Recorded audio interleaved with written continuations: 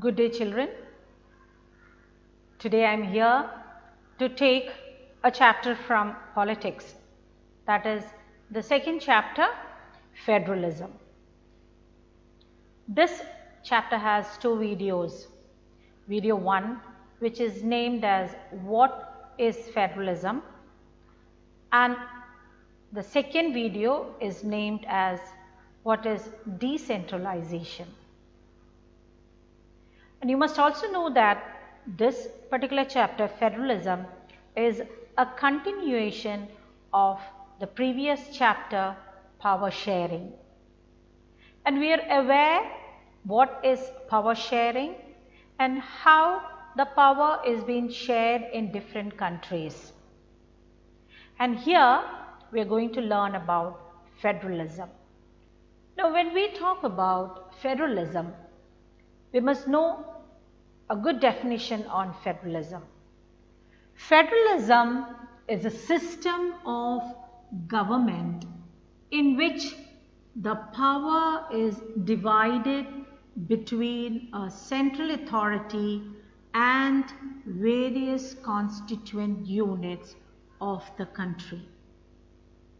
We know that in federalism we have different levels of government.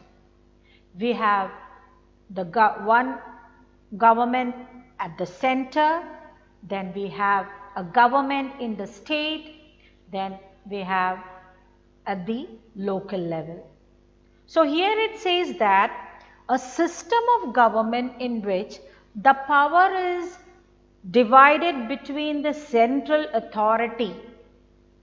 Then from the central authority it is being shared or given to the other governments towards the lower section of the government. Then when we talk about the levels of government, we have two levels of government. Government for the entire country, government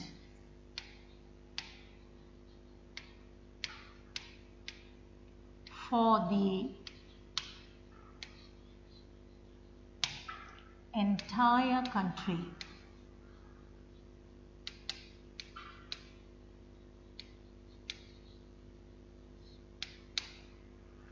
Then at the second, government at provinces.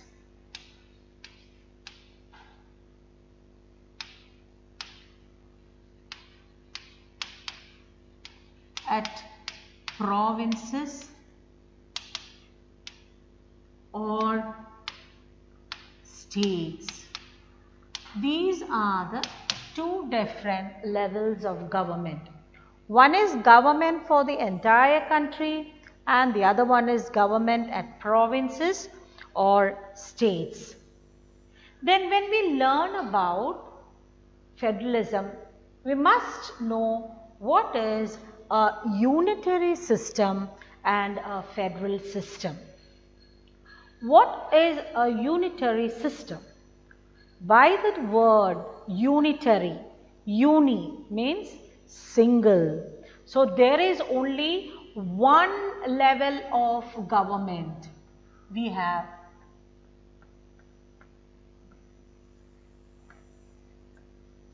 only one level of government. So under the unitary system, we have only one level of government, that is the central government. There may be subunits like state governments, but they are subordinate to the central government. But what about in federal system? In federal system, we have the vertical division of power. We have government in three different levels. That is, either it could be two-tier system or three-tier system. So we have a government at the center, then we have a government at the state, then we have a government at the local level. So we have the vertical division of power, the power at the center, then we have state, then we have down below at the local level.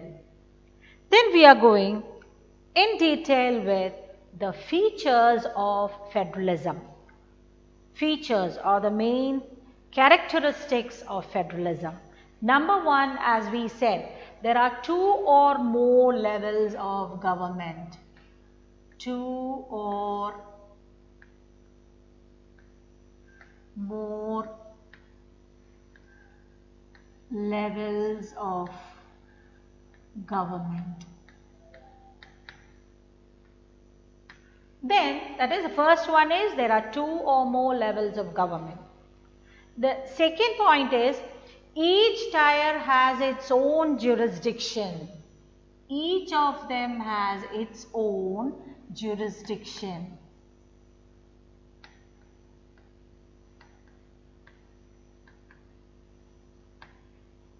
That is, each tier has its own jurisdiction in specific matters of legislation, taxation and administration.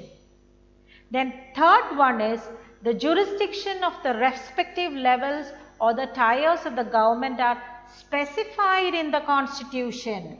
All these jurisdictions are specified in the constitution.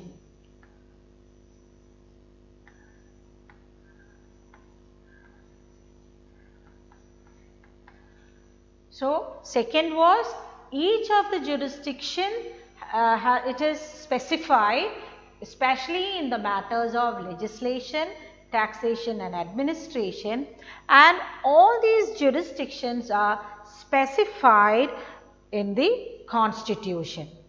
And the fourth one is the fundamental provision of the constitution cannot be unilaterally changed.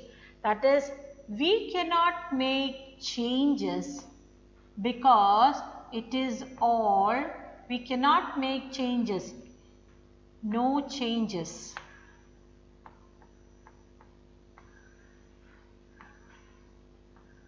No changes can be made because it is specified in the constitution. So the fourth one is the fundamental provision of the constitution cannot be unilaterally changed by one level of government. Then who can do that? It could only be done by the courts. That is, the courts have the power to interpret the constitution. The courts have the power to interpret the constitution and the powers of different levels of the government. Then we have the sixth point, the sources of revenue. The sources of revenue.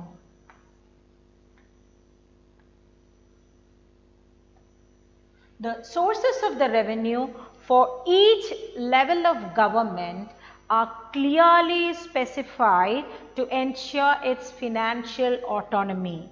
I repeat, the sources of the revenue for each level of government are clearly specified to ensure its financial autonomy. Then we have the federal system has dual objectives. It has dual objectives.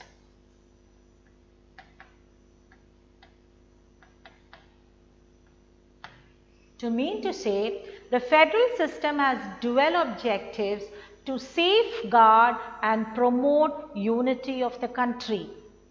At the same time, to accommodate regional diversity. So these are the features of federalism.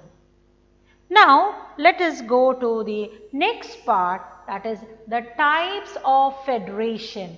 The types of federation. Under the types of federation, we have two types. Number one is coming together federation. Coming together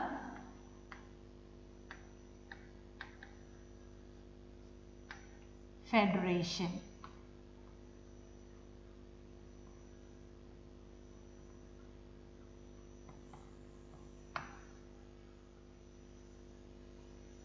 Under the coming together federation, it is independent states come together on their own to form a bigger unit.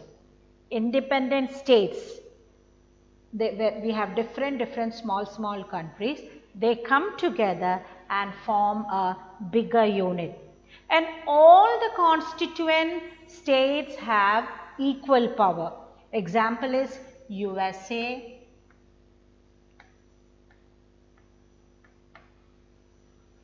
Australia,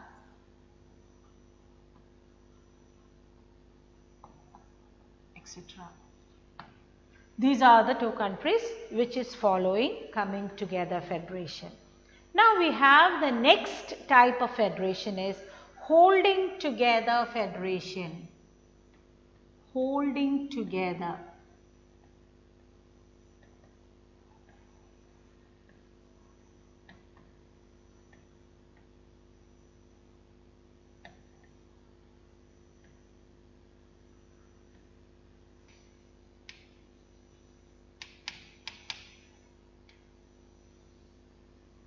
Holding together federation.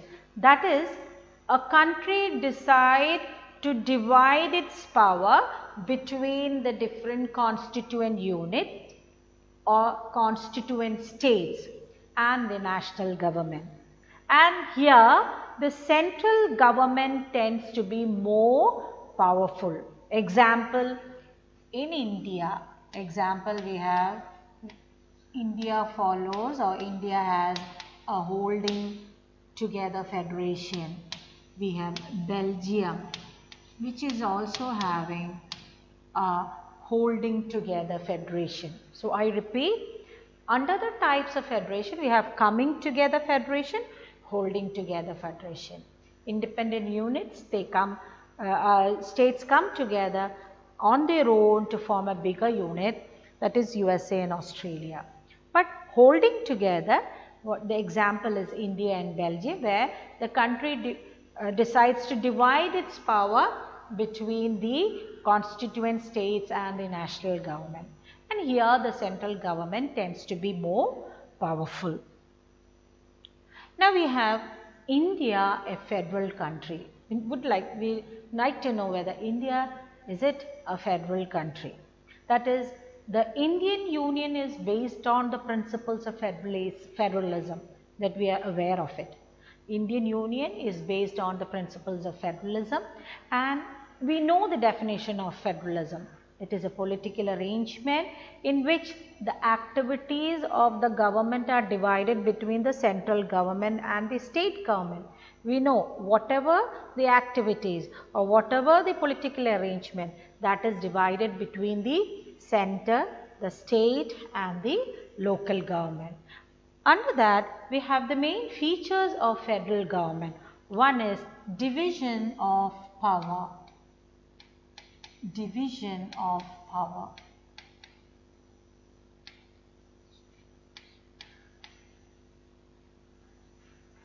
Now, under the division of power, which is one of the most important feature of federation, is the division of power between the central government and the various state governments. And the subjects of national importance are placed under the central government authority, and the subjects of regional and state importance are placed under state government's authority. So to mean to say, state government and central government, both of them have their own role to play. So this is how the power is being divided between the center and the state. Now second one is, we have written and rigid constitution.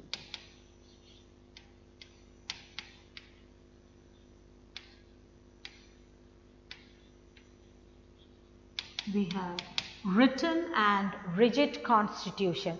That is, we know constitution is an agreement and it lays down the basic structure of government under which the people are to be governed. I repeat, a constitution is an agreement and it lays down the basic structure of government under which the people are to be governed. And our constitution, it is written and it is rigid constitution. That is, no changes can be made in it unless both the center and the state governments approve of the changes. We cannot make any changes, but if both the center and the state governments approve of the changes, only then we can make changes in the constitution. Next we have an independent judiciary. We have an independent judiciary.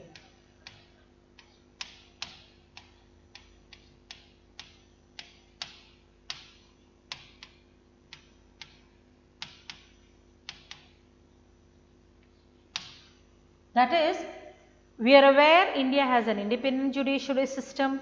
Then the Supreme Court of India has the original powers and has the exclusive authority of settling disputes between the government of India and one or more states or between two or more states. So it is the responsibility of the Supreme Court or the court to make sure that if there is any dispute, this has to be settled. It could be between the government and the state or between two or more states. So it is the responsibility of the Supreme Court to settle the dispute between the states. Okay. The next we have division of power.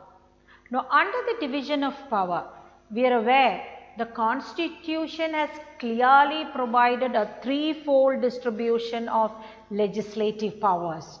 That is between the center, state and the local government. A clear distribution of power is given. That is, clearly the power is given to the center, a clear power is given to the state and to the local governments. Thus it has three lists. Under the three lists, we have the first one is the union list.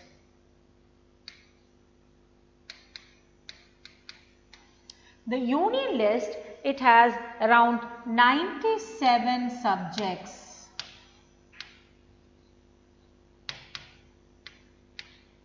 This 97 subjects is of national importance. Example, we have defense of the country, foreign affairs, banking, communication and currency. And it is the union government alone can make laws relating to the subjects mentioned in the union list. Now we have the next one, the state list.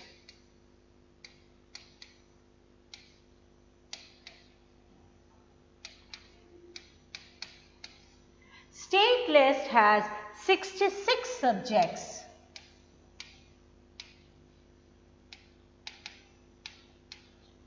And the subjects like police, trade, commerce, agriculture and irrigation, all these subjects comes under state. And the state government alone can make changes relating to the subjects mentioned in the state. Everything what is related to the subjects like police, trade, commerce and agriculture, irrigation, all those laws relating to the subjects to be taken care by the state government. Then we have the third one, the concurrent list.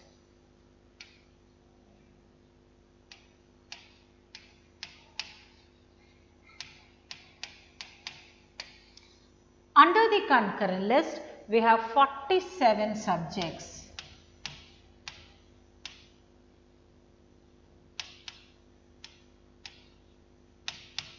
Now, the subjects like education, forest, trade unions, marriage, adoption and succession. All these are the subjects that come under the concurrent list. Here, both union government, that is a central government, and the state government can make laws. If their laws conflict, then the law made by the union government will prevail. Understood? Where since ours is a central government is given more importance, if there is any conflict between the laws, then the central government will decide, and on the basis of that they will take up the law. Then we have the next one, the residuary power.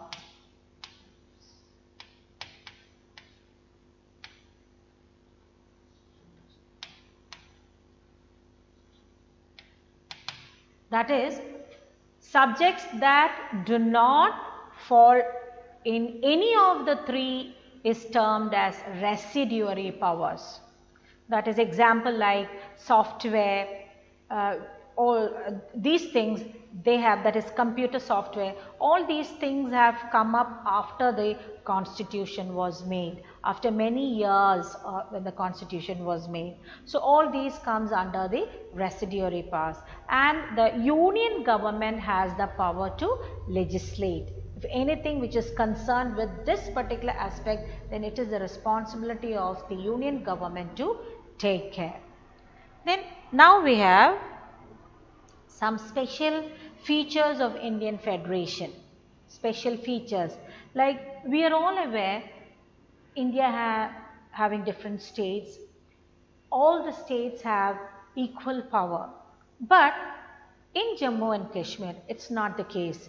We know there are a lot of issues, a lot of problems existing in Jammu and Kashmir. So this particular state enjoys special status. So irrespective of Jammu and Kashmir, all the other states have identical powers, but this state has a different power. So all states in the Indian Union do not have identical power.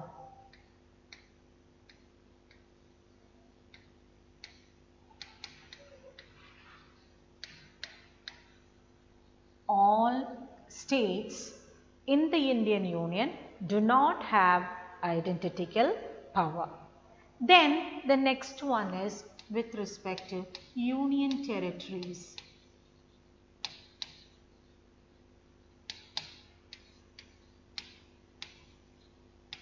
That is, we are aware these areas are too small to become an independent state, but which could not be merged with any of the existing states also. That is the union territories. That is union territories of India such as Chandigarh, Lakshadweep, etc. These do not have the powers of a state, and the central government has special powers in running these areas. Then we have changes to power sharing arrangement. Changes to power sharing. Changes to power sharing arrangement. That is, the parliament cannot on its own change the power sharing arrangement. If any change has to be, then it has to be passed on to, that is, it has to be passed by both the houses, that is the Lok Sabha as well as the Rajya Sabha, with at least 2/3 majority. Like, Parliament cannot make its own change, but if any change has to be made, then it has to be passed by both the houses of Parliament by 2/3 majority. And then it has to be ratified, that it has to get consent by the legislatures. At least half of the total states must say yes, only then the changes can be made. The next one is the role of judiciary.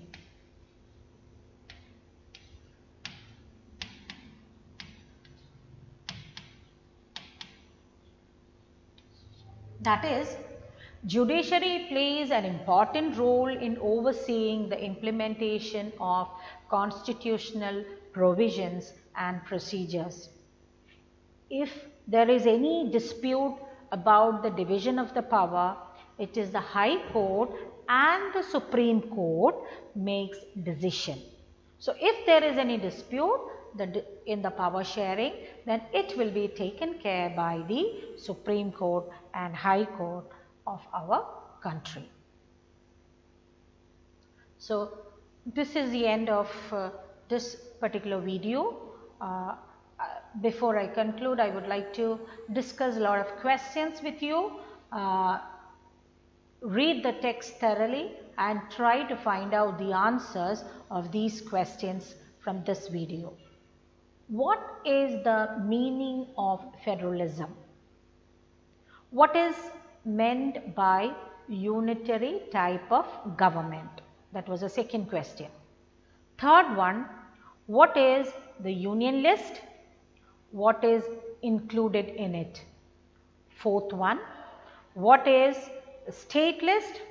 What is included in it? Fifth one, what is concurrent list and what is included in it?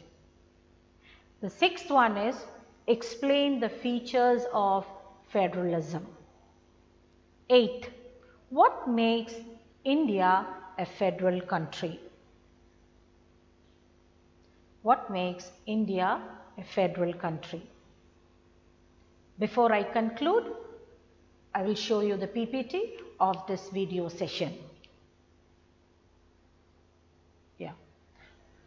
This is the definition of federalism. That is, it is a system of government in which the power is divided between a central government authority and the various constituent units of the country. And as I told you, the different levels of the government for the entire country as well as at the provinces. Then we have the next one, the unitary system and the federal system. As I said, under the unitary system, there is only one level of government, that is the central government. There may be subunits like state governments, but they are subordinate to the central government. Then we have the federal system, where we have the three governments, that is the vertical division of power between the center, the state and the local government. Then we have the next one, the features of federalism. As I told you, the first feature, there are two or more levels of government. Then each tier has its own jurisdiction in specific matters of legislation, taxation and administration. The third one, the jurisdiction of the respective levels or tiers, jurisdiction of the respective levels or tiers of government are specified in the constitution, which is constitutionally guaranteed. The fourth one, the fundamental provision of the constitution cannot be unilaterally changed by one level of government. Then who can do that? It could only be done by the court. The courts have the power to interpret the constitution and the powers of the different levels of government. Then about the sources of revenue for each level of government are clearly specified to ensure its financial autonomy. Then the federal system has dual objectives, that is to safeguard and promote the unity of the country. And at the same time, it is their responsibility to accommodate regional diversity. Then we have the division of power, that is the constitution. Sorry, before that we have one more slide, that is types of federation. One is coming together federation and the next one is holding together federation. When you talk about the coming together federation, the examples are USA, Switzerland and Australia, where all these independent states come together on their own to form a bigger unit and all these states have equal power. But that is not the case with holding together federation. Example is India, Spain and Belgium, where the country has decided to divide its power between the state as well as the central government. And the central government is important, or its power is taken into consideration. Now, India, a federal country, that is under which it says that in the federation, when we talk about the federation, India as a federal country, we know that a federation is a political arrangement in which the activities of the government are divided between the center and the state. Now, when we talk about the features of government, the features of federal government, under the division of power, the most important feature of the federation is the division of power between the center and the state. And the subjects which is related to the national importance is taken care by the central government. And the subjects that is concerned with the regional or the state is taken care by the state government. Then we know that our constitution it is written and it has got rigid constitution. That is, constitution is an agreement and it lays down the basic structure of government under which the people are to be governed. And it has a rigid constitution, that is, there can be no changes can be made unless both the center and the state agrees to it. Then we have an independent judiciary, that is, if there is any conflict between the government and the states, or between one state or the other state, or between two states or more, then it is the responsibility of the High Court and the Supreme Court to settle the disputes which is happening between them. Okay. Then we have the division of power, that is, it is clearly decided that we have a threefold distribution of legislative power. So, under which the union list, it has 97 subjects and the subjects are defense of the country, foreign affairs, banking, communication and currency. And union government alone can make laws relating to the subjects mentioned in the union list. Then, about the state list, it has 66 subjects and the subjects are police, trade, commerce, agriculture and irrigation. And the state government alone can make laws relating to the subjects mentioned in the list. What about the concurrent list? 47 subjects.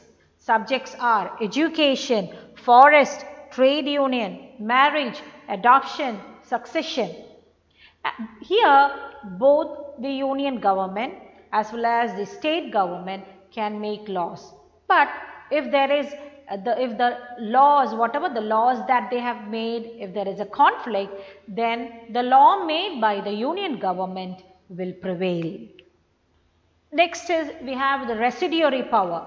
That is, there are a lot of subjects that do not fall into any of these three categories. Like these are the subject which is made after the constitution is made. Like we have the computers, the technology, information technology which has come up after the constitution has been drafted. So, all these comes under the residuary power and it is the union government who has the power to legislate. Then we have some special features of Indian government. As I said, we know all the Indian states have identical power, but it is not the case with Jammu and Kashmir. because Jammu and Kashmir is facing a lot of problems with respect to terrorism, which the border issues are existing. So this particular state enjoys special status. It has its own rules and regulations. Then we have the next one. There are some units which is concerned with we are talking about the union territories. That is, these areas are too small to become an independent state, but this cannot be merged with other states also. So that is the union territories like Chandigarh, Lakshadweep. But here these do not have power of a state, and this particular area, that is the union territories, are also looked after by the central government. Then we have changes to power sharing arrangement. That is, the parliament cannot on its own change the power sharing arrangement. If any change they would like to have, then it must be passed in both the houses of parliament, that is Lok Sabha as well as the Rajya Sabha, with at least 2/3 majority. Then we have the role of judiciary. As I said, judiciary plays a very important role in overseeing the implementation of constitutional provisions and procedures. And if there is any dispute about the division of power, the High Court and the Supreme Court makes a decision. Here are some important questions from this particular part of video 1. Just check out all these things. I hope this part of the video was very clear. Thank you and have a great day.